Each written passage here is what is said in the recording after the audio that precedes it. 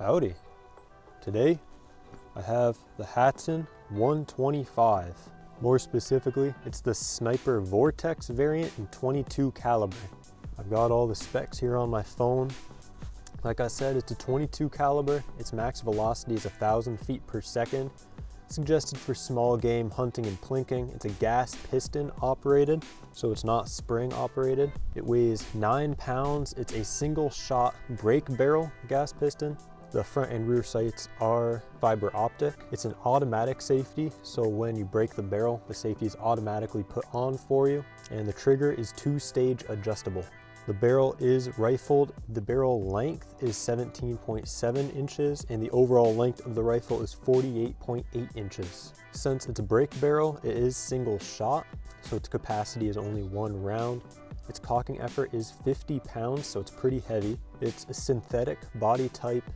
Its butt plate is adjustable. Grip is ambidextrous. Noise level is 89.46 decibels. I don't find it super loud and it doesn't kick super hard when I shoot it. Obviously, we're going to demonstrate that here in a minute. And the scope is a 3-9x32 Optima scope. I'm going to put this down for a minute and I'll show you all some of the rounds that I have here and one of the accessories. When I was looking online, most people recommended Jumbo Heavy Diablo by Exact pellets, 22 caliber pellets. There's 500 of them. Looks like they're 18.13 grains, 5.5 millimeter. Today, I also ordered my favorite pellet that you might remember from the Daisy 880 that I have up there that I shot a number of years ago. I have H&N Hornets, this time in 22. These are 16.2 grains, so they're just a couple grains lighter than the Jumbo Heavy Diablos. Then finally, I don't know if it was in frame or not, but I have this auto loader. This is by Air Venturi, and essentially it's like a little pen, with this being the clicker. And this is the pellet. The end of the pellet goes into the barrel of the air gun, and they just click down on that with a little bit of force, and it puts the pellet right in place, which is super handy. You don't have to carry around one of the tins and be fumbling around with loose pellets, so that's pretty nice. I'm just gonna go over the basic functions of the rifle before. I don't have my targets set up yet. So you can see it does come with a sling, which is pretty handy. The safety is right where my pointer finger is. Up is safe, towards you is not safe. If I were to break the barrel right now, twist all the way down, this would automatically end up in the safe position. Reading off the rifle here, it's got a Quattro trigger in the shock absorber system, and the gas piston is by Vortex. The scope does have these covers on, which is also pretty nice, and obviously adjustable for windage and elevation. The front sights here, and the rear sights. The rear sights are adjustable for windage and then elevation up top as well. My sights are a little bit loose. There's a screw in there, I just gotta tighten them down. And I don't know how well you'll be able to see it, but inside the trigger there are 3 different screws that you can use to adjust the trigger pull length and then also ease of pull. And for the most part, that's about it. So I'm gonna set up a target here and we'll fire a few shots. For the first shot, I'll demonstrate it right here so we can kind of see and I can explain it better. But then for all the other shots, I'm going to put you all in first person mode and I'm not going to explain much. I'm just going to see what this rifle can do against an inch thick board that I have leaned up against a tree. Unlike the piece of plywood, this one's been inside. It's pretty dry, it's not moldy, so I think it'll be a pretty good test of this rifle's potential. So first thing you do, grip the handle like so. I always end up having the rifle butt on my hip, and then I grab right up top and I crack it just a little bit. And then my elbow has pretty good tendonitis, so I try to use more of my chest, my pec, to really crank on it. And you want to go, like, it takes a little bit of force. It's a 50-pound break, and you have to close it until it clicks. If the barrel wants to go back up, that means you haven't compressed it, and you have to bring it down a bit more. So at the very end, I'll replay it a couple times so you can hear the click, but it goes at the very bottom, and that's how you know you're good. To really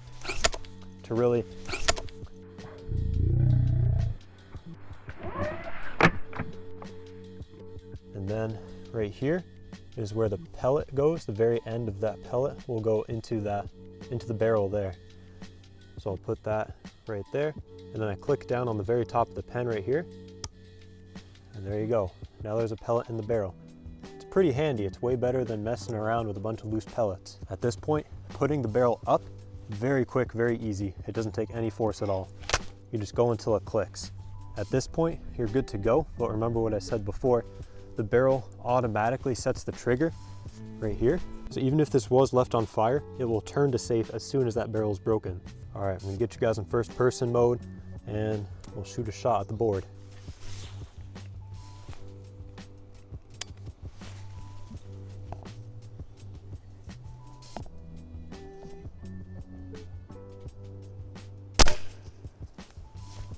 Sorry, hens. Always feel bad freaking them out. There's the hit. Straight through. And that thing kept trucking. And like you can see, that board's about an inch thick and it's pretty dry, but it's definitely not moldy. This thing's got some power. That was one of the Diablo rounds. There goes my board. So next up, I'll shoot one of the H&N Hornets.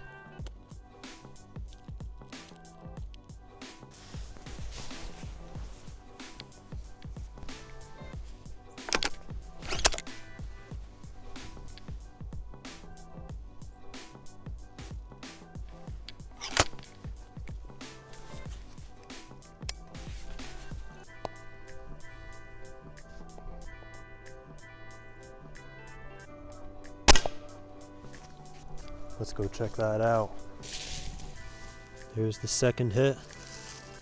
Straight out. This thing's got some power. I don't know how well y'all can see it. Right there you can see a little bit of the lead from that Hornet round. That's the lower one. And it did. Hole goes all the way through, as it did with the Diablo round as well. Remarkable how much power there is there.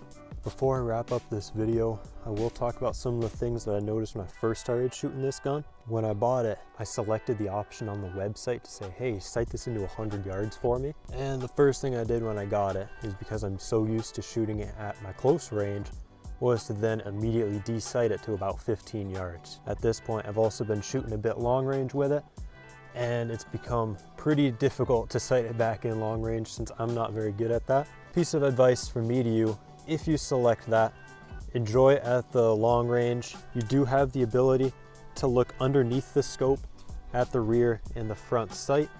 So my recommendation would be, hey, sight these in for close range, sight your scope in for the long range. The next thing I'll talk about is my first 20 or so shots that I shot out of this thing. It did smell a bit and you'll see the smoke come out of it, which I thought was pretty cool. That's just it burning off the grease and whatever from the factory.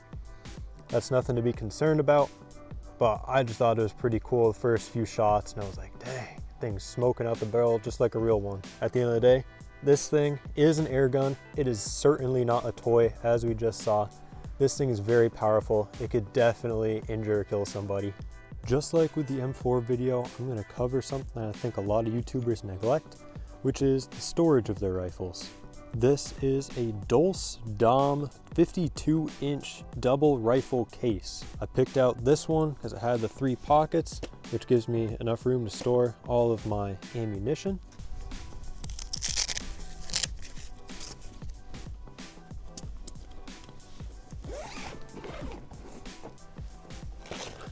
And then this side, you can store one rifle here, flip this over, store your other rifle there as well. It has the barrel protection on both sides and on the other side as well. It has these straps, 4 straps to keep everything secure. It is a soft case, not a hard case like my M4 case, but it gets the job done, keeps it secure, keeps things from getting scratched. All around, good case, especially with the storage on the other side of the case. That's pretty handy. Anyway, I hope you guys enjoyed today's video. Unfortunately, I'm nearing the end of my arsenal, but maybe if I can find somebody else's firearms to test out and show you guys, I'll go ahead and do that too. Like I said, I hope you guys enjoyed, and we'll see you next week.